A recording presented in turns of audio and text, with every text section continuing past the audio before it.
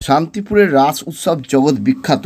এই রাস উৎসবের সঙ্গে অনেক ইতিহাস আজও লুকিয়ে রয়েছে। এই রাস উৎসবে যেমন ইতিহাস জড়িয়ে রয়েছে, তেমন গোস্বামী বাড়িগুলির বিগ্রহের সঙ্গে ঐতিহ্য রয়েছে। বেলজিয়াম কাচের ফানুস, বেলোয়ারি ঝাড় যা জগৎ বিখ্যাত। শান্তিপুরের রাসের অনন্য ঐতিহ্য শান্তিপুরের মঠবাড়ির বিগ্রহ দেবতার রাসমঞ্চ, দীনদয়াল বাড়ির বিগ্রহ দেবতার রাসমঞ্চ সেজে ওঠে বেলজিয়ামের কাচের ফানুসের জৌলুসে।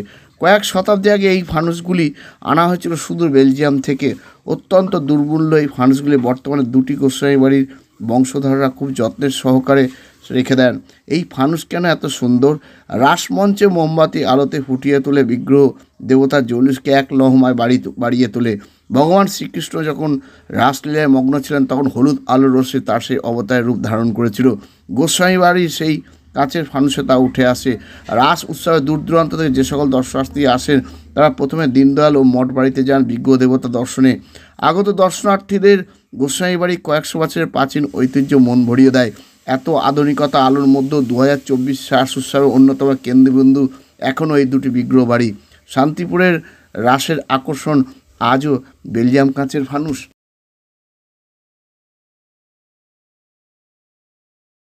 শান্তিপুরে দীনদয়াল বাবুর ঠাকুর বাড়ি নামে পরিচিত। তা দীনজনের প্রতি দয়া থেকে এই বাড়ির নাম দীনদয়াল বাবুর ঠাকুর বাড়ি হয়েছে। এই ব্রিটিশ সরকারের দেওয়া উপাধি। ঠাকুরটির বয়স 215 বছর প্রায়। রানী রাসমণির দক্ষিণেশ্বর মন্দির প্রতিষ্ঠাকে যদি ল্যান্ডমার্ক ধরা যায়, তার 54 বছর আগে এই মন্দির প্রতিষ্ঠা হয়েছিল। 1854 সালে এটা 1800 খ্রিস্টাব্দে। তা সেই সময় থেকে এখনো পর্যন্ত আমরা রাধারমণের রাস অঙ্গনে কোনো রকমের কোনো বৈদ্যুতিন আলো ব্যবহার করি না। তৎকালীন সময় এটা প্রয়োজনীয় ছিল, কারণ তখন ইলেকট্রিসিটি ছিল না। কিন্তু সেই সাবেকিয়ানা, সেই ঐতিহ্যকে বজায় রেখে সেই আমলের প্রায় 200 বছরের পুরনো বেলজিয়াম গ্লাসে এখনও মোমবাতি স্নিগ্ধ আলোয় রাধারমণের রাসযাত্রা অনুষ্ঠিত হয়ে আসছে। শুধু রাসযাত্রা কেন, রাধারমণের ঝুলন যাত্রা, দোলযাত্রা, তৎসহ বৈষ্ণবীয় ঘরানার সমস্ত রকম অনুষ্ঠানই এইভাবেই সমারোহের সঙ্গে পালন হয়ে আসছে দীনদয়ালবাবুর ঠাকুর বাড়ি। রাধারমণজিউর রাস উৎসব আজকে বসলো। আজকে রাধারমণজিউর রাস পুজো, হোম আদি ইত্যাদি যা যা রিচুয়ালস আছে সমস্ত কিছুই পালন হলো। কালকে রাধারমণজিউর মাঝের রাস এবং পরশুদিন ভাঙা রাস অনুষ্ঠিত হবে, কিন্তু সেটা এই মন্দিরের মধ্যে সীমাবদ্ধ। রাধারমণজিউর শান্তিপুরের ইতিহাস প্রসিদ্ধ ভাঙা রাসের শোভাযাত্রায় অংশগ্রহণ করেন না। ওই দিন আমাদের নিয়ম যেটি হচ্ছে সেটি হচ্ছে রাধারমণজিউ তার নিজস্ব রাস মন্দিরে আসবেন, এসে অধিষ্ঠান হবে, তার দর্শন আরতি হবে এবং তার যে বাতি সেগুলি জ্বালানো হবে এবং একটি বাতি আমরা জ্বালিয়ে তার উদ্দেশ্যে অর্পণ করে আগামী বছরের রাসের জন্য রেখে দেবো। এটা আমাদের বাড়ির নিয়ম। দ্বৈতাচার্যের পৌত্র রামেশ্বর, ছোট কনিষ্ঠ পুত্র রামেশ্বরের যে নিয়ম, দিনে রাস রাতে দোল, এই হলো রামেশ্বরের গোল।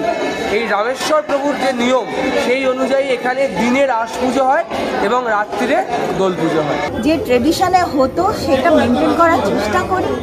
আমাদের মোমের আলোয় বরাবর এই ফানুস ঝাড়বাতি দিয়ে সাজানো হয়।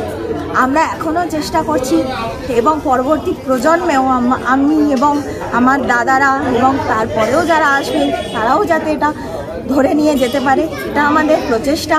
মানে এই জিনিস তখন সব জায়গায় দেখা যায় না, সব জায়গায় এখন বৈদ্যুতিক আলো। ঝাড় বাতিগুলো এগুলো হচ্ছে বেলোয়ারি, মানে বেলজিয়াম গ্লাস যেটাকে বলে, এগুলো প্রত্যেকটা বেলজিয়াম গ্লাস এবং এগুলো এখন দুর্মূল্য, কোনো পয়সা দিয়েও এটা পাওয়া যায় না। এগুলো আমাদের পুরনো, আমরা রক্ষণাবেক্ষণ করে এখানে দেড়শোটা তো আছেই এবং এখানে গ্লাসেরও বিভিন্ন ভাগ আছে। এগুলোকে বলে বেলোয়ারি ঝাড়, যেগুলো ঝুলছে এগুলো বেলোয়ারি। কিছু আছে গ্লাস ফানুস, এগুলো বিভিন্ন ক্যাটাগরি আছে। প্রত্যেকটা আমাদের পুরোটাই মোমবাতি, মানে পাশে যেগুলো আছে সেগুলো সম্পূর্ণই মোমের আলো এবং পুরোটাই, কোথাও কোনো বৈদ্যুতিক।